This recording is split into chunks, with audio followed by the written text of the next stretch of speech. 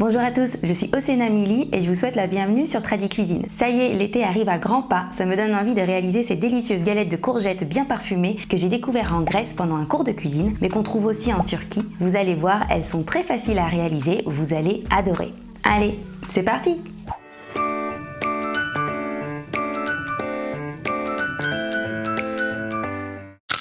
On va commencer par râper les courgettes.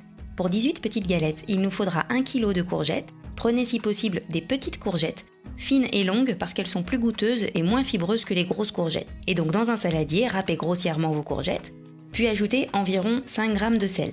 Bien mélanger, puis laissez reposer 30 minutes, le temps de faire sortir l'excès d'eau des courgettes. En fait, c'est le secret pour avoir des galettes de courgettes bien croustillantes. Pendant ces 30 minutes, pensez à mélanger 2-3 fois pour bien répartir le sel. En parallèle, on va préparer les autres ingrédients.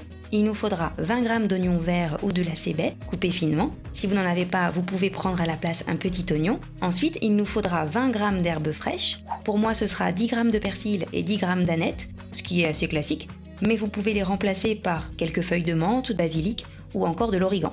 Si vous n'avez pas d'herbes fraîches, vous pouvez les remplacer par des herbes sèches, mais je vous conseille de ne pas mettre plus d'1 cuillère à café. Regardez-moi toute cette eau qui est sortie de ces courgettes après 30 minutes de repos, c'est fou. Et encore, c'est pas terminé. On va maintenant les égoutter et les presser pour retirer tout l'excès d'eau. Le plus efficace est d'utiliser un tissu, comme je le fais ici avec une serviette propre, mais vous pouvez les presser à la main si vous préférez. Pour vous donner une idée, après cette étape, le poids de vos courgettes doit avoir diminué de moitié et donc vous devez vous retrouver avec environ 500 g de courgettes. Transférez les courgettes dans un saladier et ajoutez les oignons, les herbes fraîches et 3 œufs.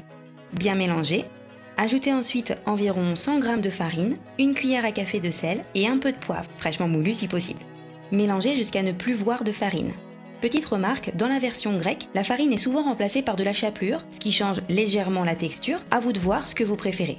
Une fois le tout bien mélangé, ajoutez 200 g de feta, grossièrement émietté du bout des doigts.